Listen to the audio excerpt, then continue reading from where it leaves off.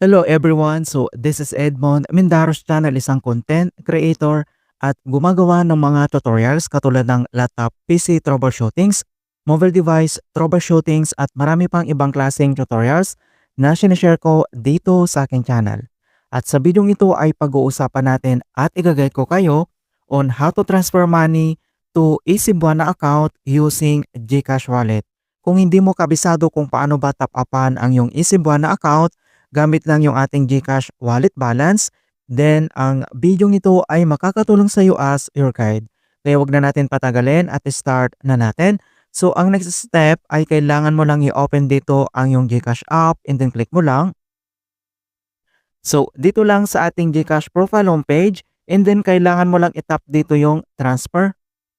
So dito sa bank transfer, so bank transfer locally and internationally, kailangan mo lang i-select dito yung local transfer. And dito na tayo sa bank transfer para mas madali natin mahanap yung Easy Buwana. So dito lang sa searching, i-click mo lang and kailangan mo lang i-type dito ay Cebuana. Okay, kasi yung Easy Buwana hindi mo yan mahanap dito. So Cebuana lang yung kailangan mong i-type yan and i-click mo lang dito yung kanyang searching. Ayan. So makita mo na dito na nag-appear kagad dito yung Cebuana Lowiller Bank. So ito yung kailangan mong hanapin dito. And then, i-click mo lang. Then next step, dito na tayo sa bank transfer. So, dito sa box, i-click mo lang, enter ka lang kung magkano yung amount na ita-transfer mo. So, once na-enter mo na dito yung amount, and then next, dito na tayo sa account name. So, kailangan mo lang i-enter dito yung registered na complete name mo sa iyong Easy Buwana account. So, yung first name and then yung last name, okay? So, enter lang natin. Sa pag-enter ng account name, kung ano yung nakalagay doon sa iyong Easy Buwana account, yun yung ilalagay mo. So, first name and then yung last name. Then next, dito na tayo sa account number. So, dito naman ay kailangan lang natin i-enter dito yung ating 12 digits na savings account. So, sa Easy Buwana kasi may dalawang option yan. So, mayroon tayong wallet balance and then savings account. So, sa wallet balance, ibang account number din ang nakalagay doon. And then yung savings account naman natin, ibang account number siya. So hindi po sila magkaparehas, magkaiba po sila. So ang kailangan lang natin ilagay dito yung ating Easy Buwana savings account number na 12 digits. And then dito lang sa box, i-click mo lang and enter lang natin. At once nilagay mo na dito yung 12 digits na savings account number mo, and dito naman sa kanyang send receipt to, optional lang yung email dito. And then dito naman sa baba, makikita mo dito yung kanyang transaction fee na 15 pesos will be charged per transactions. So dito naman sa pag-transfer from GCash, kailangan ma-extra balance ka dito sa GCash wallet mo dahil separate po yung transaction fee. So hindi ililist dito yung amount kung magkano yung amount na nilagay mo dito, kundi magdadagdag ka. Okay? So kailangan ma-extra balance ka. Kapag okay na, i-double check mo yung account name, account number, and then dito lang sa baba, itap mo lang dito yung send money. And dito na tayo sa confirmations. So bank transfer Cebuana, and then ito yung account name and then account number natin ng ating Easy Buwana account. You're about to transfer yung amount and then yung kanyang transaction fee. And dito mga kaibigan, kailangan mong i-double check yung details. So confirm transactions will not be refunded.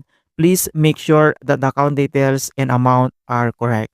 So kailangan mong i-double check mabuti dito dahil once nagkamali ka, hindi po ito marirefund ni GCash. Nakalagay naman dito sa kanyang notifications. Kapag okay na lahat, i-check mo tong box, I confirm that the details are correct. I-tap mo lang dito yung pay.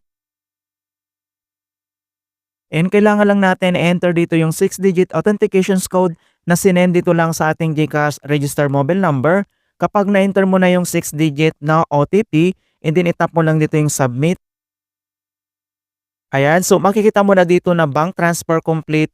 Successful transactions are credited instantly. So nandito naman yung all details and kailangan lang natin i-double check sa ating Easy Buwana app. And kailangan lang tayo mag-back. So back lang tayo. Open lang natin dito yung ating Easy Buwana app.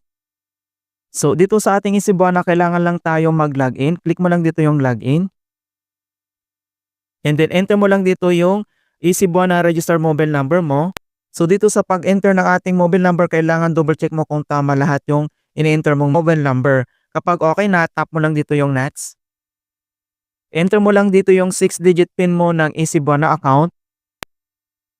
Okay, so napakabilis lang talaga na ma-open yung ating Isibana account. So ito yung sinasabi ko na My Wallet and then My Savings.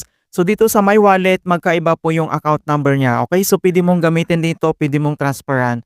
And then dito naman sa katabi niya, ito yung My Savings. Kapag clinic mo yan, makikita mo na dito yung ating savings account number. Okay, so magkaiba po sila, hindi po sila magkaparehas. Alright, so makikita nyo naman na pumasok na yung transfer natin from GCash. So dito lang sa baba, pwede mo naman i-check dito yung kanyang history.